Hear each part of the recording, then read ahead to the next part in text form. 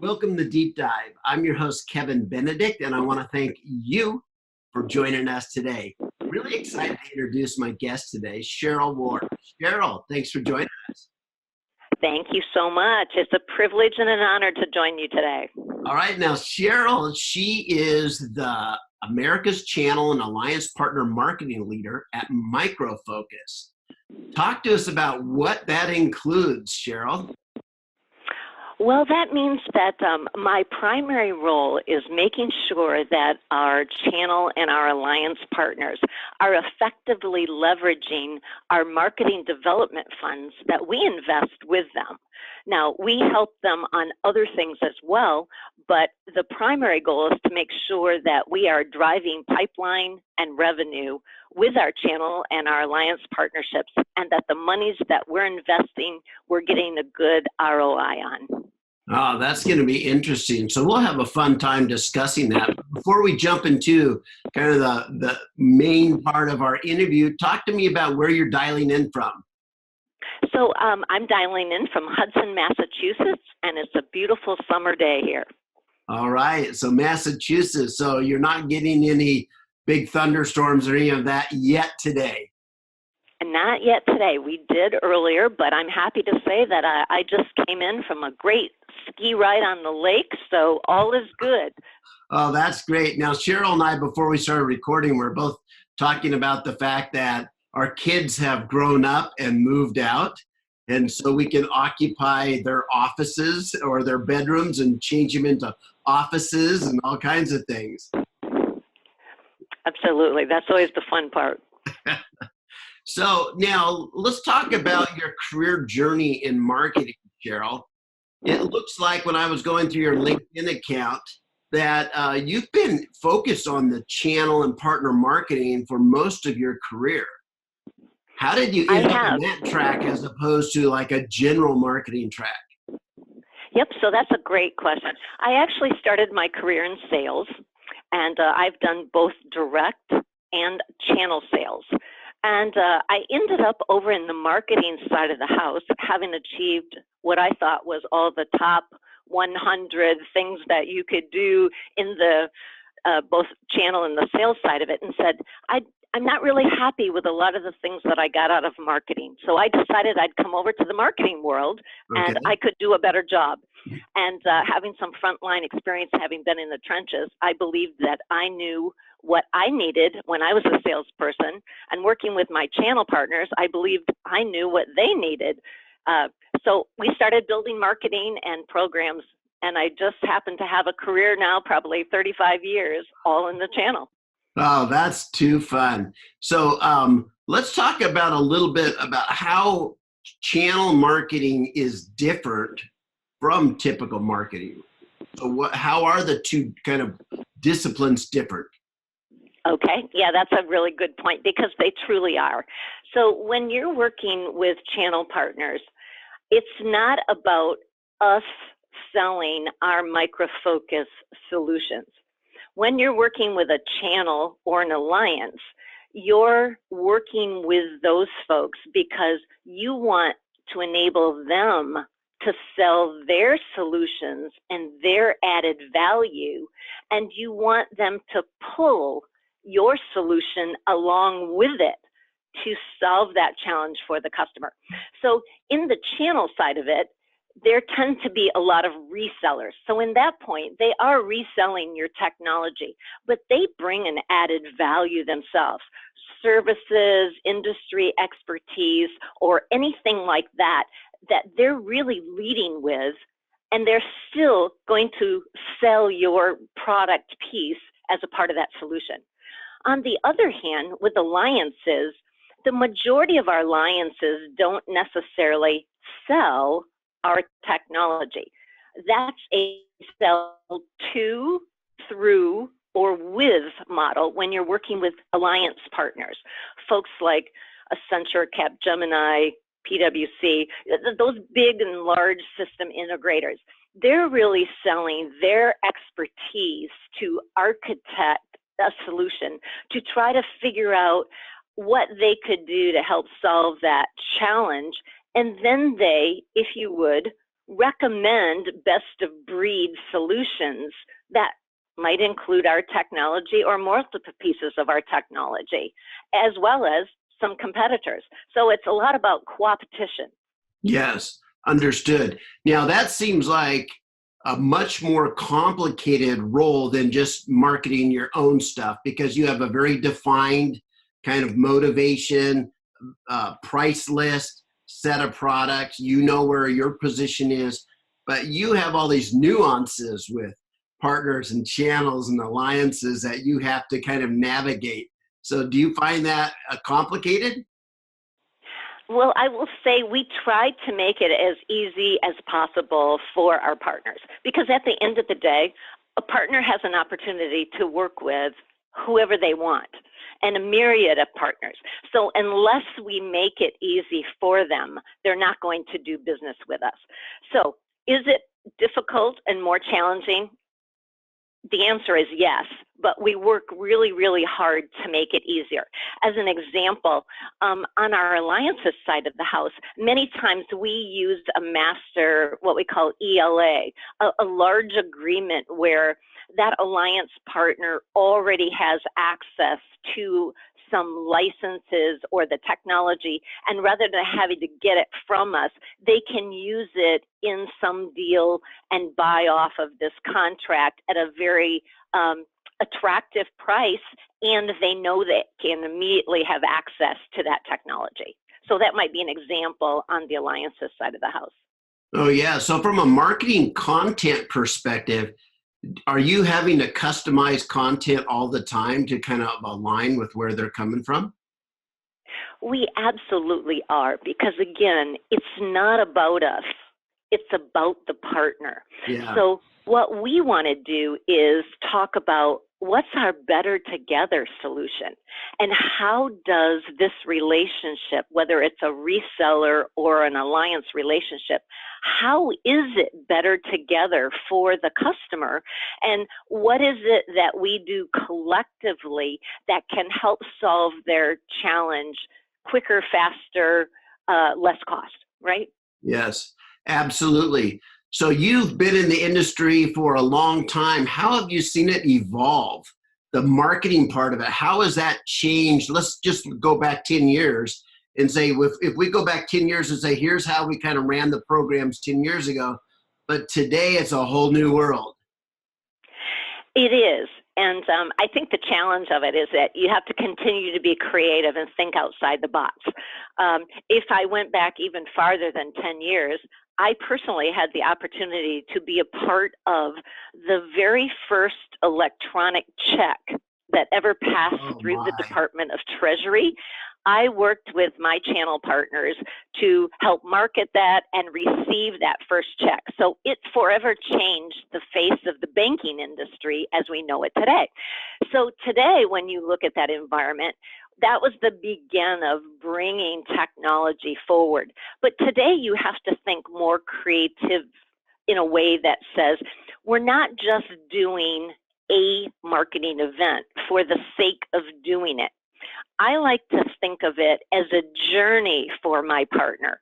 So I look at it and say, as an example, with one of my alliance partners, we sponsored a industry set of criteria that was done by a third party.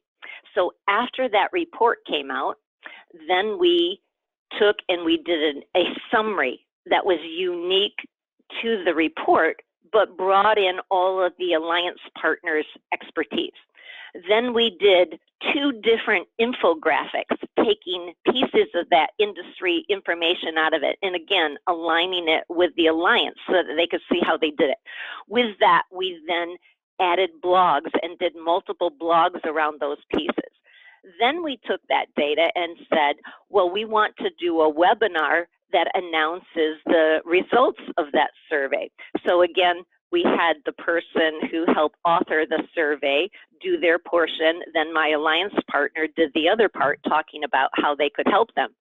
Then we took that and we syndicated it. So we worked with a company that has some online software that is looking for a profile that we want to sell to as an alliance, and they then will target it out. So we effectively bought an additional 500 leads of people who were interested in that security subject. From there, we created an ebook out of that data, which again said, here are some of the top 5 challenges. Now here's a quick ebook that you can use that talks about the alliance and the micro-focus responsibilities and how we can help that technology. And then we blogged about all of those. So we're pushing things out in social media. We're using it as a rolling thunder. They then sponsored our big cybersecurity summit and was a major alliance. They had a speaking slot. From there, we are just, in fact, next week, going to do an event which is the CIO roundtable and a CISO roundtable. So this has been the rolling thunder. In that original report that we did, we've built a whole journey for the alliance to help them take advantage of the investment of that single investment and roll it out into many different kinds of social media, the white paper, the ebooks, the infographics, the webinars, each piece of it all the way up to next week's roundtable where we can sit with those executives. Oh, that's brilliant. So let me ask you a tactical question, Sheryl. How do you organize and store and track all of that content? Because there's so much. And you have so many partners, so you must have literally hundreds, thousands, even different unique pieces of content. How do you keep that all ordered, and how can you find it again after 6 months? That's a great question. So there's a lot of things that we do. We have a partner portal. And for our partners and our salespeople, that partner portal is a single one-stop shop for them. So they want to do all of the things that are unique to them in that portal. So whether it's registering a deal or going to find out information about it.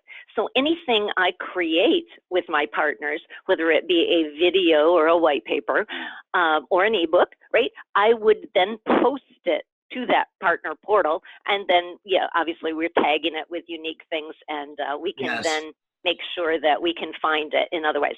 Also, my partners, they're usually creating various landing pages for tracking so that we know if this is an ebook that we did, they can tell how many clicks that they're getting from those ebooks and that type of thing.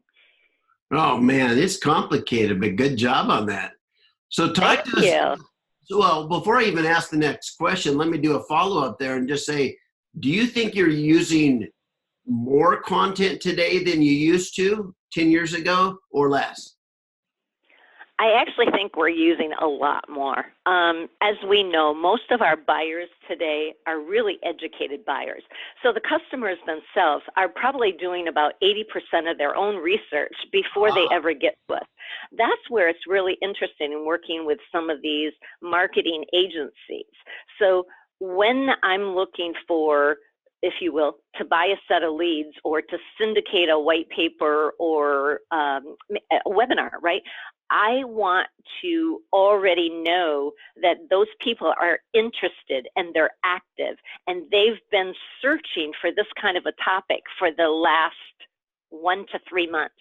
So they're much further down the road. It's not like we or my partner are trying to convince them this is something they should have. They're already researching it. So because of that, it's really important that we have various ways for them to find the information. That's where, you know, blogs and online and posting their presence at our website and all those various things, a touch point to a face-to-face or, you know, attending some sort of industry event. They find us in there's a myriad of ways. Wow. So talk to us about the micro-focus products that you're representing there with that you're managing. What's your focus? Yep. So Microfocus, as you may or may not know, is actually one of the 7th largest software companies in the world today. So part of our challenge is making sure that both our partners and our alliances really understand that, because We have a very large portfolio, but we are focused in what I like to call sassy solutions.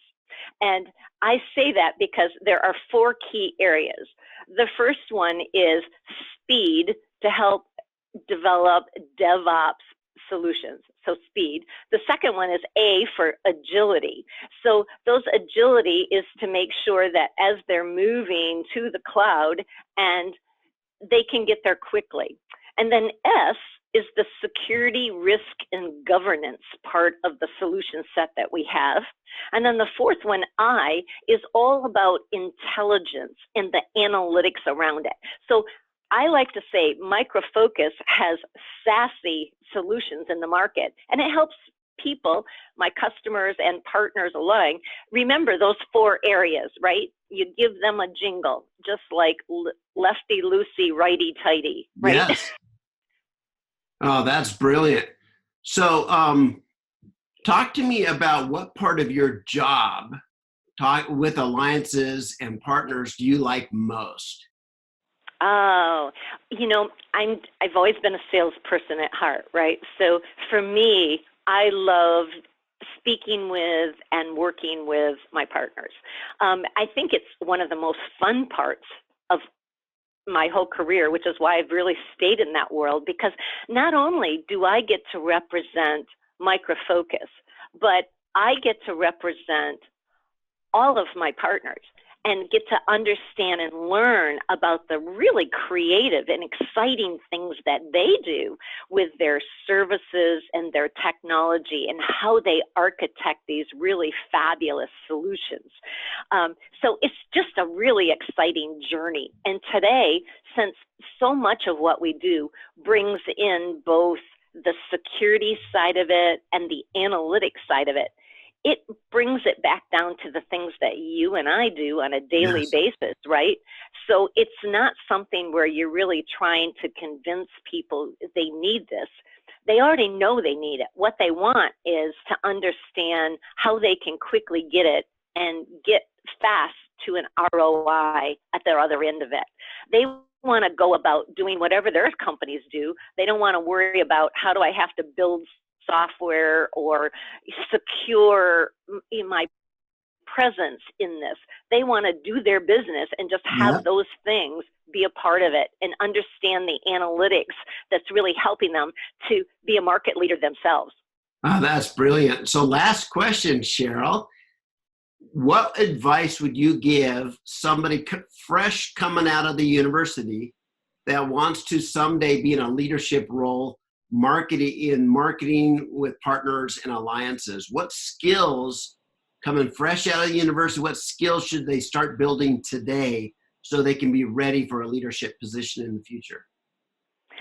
That's a great question, and I personally have always made sure that a large portion of my own role, being a female who joined the sales and marketing industry and a technology industry, right? Long before very many women were in it. So I always make sure that I help people understand that first and foremost, you can do anything you really want to do. So it's more about your attitude, number one. The second part of it would be get yourself in a role where you learn as much as you can about today's technology and what's possible. Make sure that you're working to learn how to be a good communicator and listener. Because when you're working in an environment, remember, this is not about selling your solutions and your technology. At the end of the day, we sell things because we're helping customers solve a major problem that they have. And, oh, by the way, they're going to use our technology to help them do it. So we don't want to sell to them, right? So you need to have good listening skills, good communication skills, and good thought skills, right? So that you can think outside of the box. It's not about any one piece. So these kids that are coming up that are very technology savvy, that's all great, but Again, they can't just be heads down on their little machines. They need to get out there and develop some skills to communicate. Yes, absolutely. Matter of fact, I've had the opportunity to work with some some young people in the workforce, and some of them do not know how to write yet, and they're university graduates.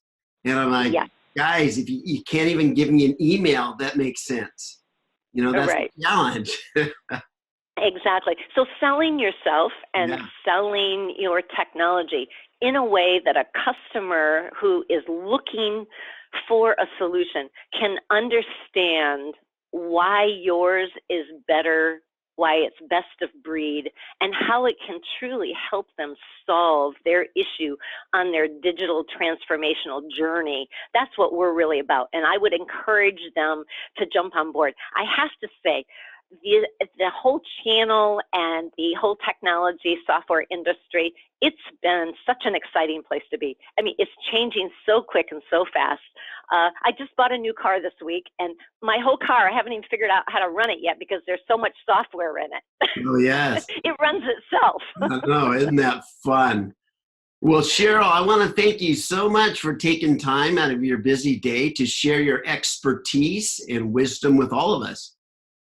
Kevin, thank you so much. It's been my pleasure to be a part of your show today. And for everyone out there, I do encourage you to look at and experience, if you have not, the new Microfocus, because we're all about helping you look and take your technology that you have today, merge it with the technology of tomorrow as you move down that digital transformational stages. So check out Microfocus. We're not your old company. All right. Thank you so much. And I want to thank everyone out there for joining us.